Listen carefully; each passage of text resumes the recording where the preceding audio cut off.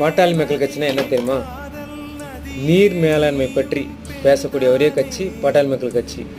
அவங்க என்ன சொல்லி தெரியுமா? முக்கியமான ஒரே ஒரு காரணம், தமிழ்நாட்டில் பருவமழை மாற்றத்தினால அளவுக்கு அதிகமாக மழை பெய்யுது.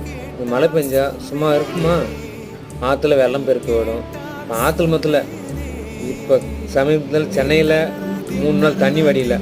அதை விட்டால் தென் மாவட்டத்தில் திருநெல்வேலி, குற்றாலம், தூத்துக்குடி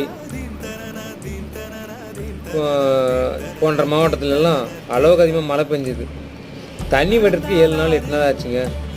இப்படி இருக்கும்போது எப்படி இருக்கும்?